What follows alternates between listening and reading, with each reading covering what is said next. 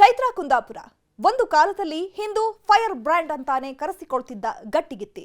ಎಲ್ಲೇ ಹೋದ್ರೂ ವಿವಾದಿತ ಭಾಷಣದಿಂದಲೇ ದೊಡ್ಡ ಸುದ್ದಿ ಆಗ್ತಿದ್ದವರು. ಚೈತ್ರಾ ಕುಂದಾಪುರ ಅಂದ್ರೆ ಬರೀ ಭಾಷಣ, ಬರೀ ಹಿಂದುತ್ವದ ಹೇಳಿಕೆ ಅಂತಾನೆ ಎಲ್ಲರೂ ಮಾತನಾಡ್ತಾ ಇದ್ರು.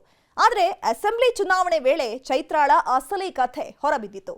ಉದ್ಯಮಿ ಗೋವಿಂದ ಪೂಜಾರಿಗೆ ಬಿಜೆಪಿಯ ಎಂಎಲ್ಎ ಟಿಕೆಟ್ ಕೊಡಿಸೋದಾಗಿ 5 ಕೋಟಿ ವಂಚನೆ ಮಾಡಿದ್ರಂತೆ. ಬಿಜೆಪಿಯಲ್ಲಿ ನನಗೆ ಅವ್ರು ಗೊತ್ತು, ಇವ್ರು ಗೊತ್ತು, RSS ನಲ್ಲೂ ದೊಡ್ಡ ನಂಟಿದೆ ಅಂತೆಲ್ಲ ಪುಂಗಿ ಊದಿದ್ರಂತೆ. ಹೀಗಾಗಿ ಉದ್ಯಮಿ ಗೋವಿಂದ ಬಾಬು ಪೂಜಾರಿ ಚೈತ್ರಾ ವಿರುದ್ಧ ಕೇಸ್ ದಾಖಲಿಸಿದ್ರು. ತನಿಖೆ ಕೂಡ ನಡೆದಿದ್ದು, ಜೈಲಿಗೂ ಹೋಗಿ ಜಾಮೀನಿನ ಮೇಲೆ ಹೊರಬಂದಿದ್ರು.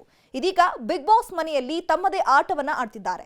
ಕಳೆದ ಬುಧವಾರವೇ ಚೈತ್ರಾ ಕೋರ್ಟ್ಗೆ ಹಾಜರಾಗಬೇಕಾಗಿತ್ತು. ಟ್ರಯಲ್ ವೇಳೆ ಹಾಜರಾಗದೇ ಇದ್ದ ಕಾರಣ 3ನೇ ತಾರೀಕು ಹಾಜರಾಗೋದಾಗಿ ಚೈತ್ರಾ ಪರ ವಕೀಲರು ಮನವಿಯನ್ನ ಮಾಡಿಕೊಂಡಿದ್ರು.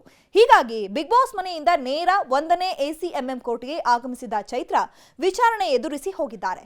ಮುಂದಿನ ವಿಚಾರಣೆಯನ್ನ 13ನೇ ತಾರೀಕು ಮುಂದೂಡಿದ ಕಾರಣ ಮತ್ತೆ ಬಿಗ್ ಬಾಸ್ ಮನೆಗೆ ಸೀದಾ ವಾಪಸ್ ಹೋಗಿದ್ದಾರೆ ಚೈತ್ರಾ ಕುಂದಾಪುರ.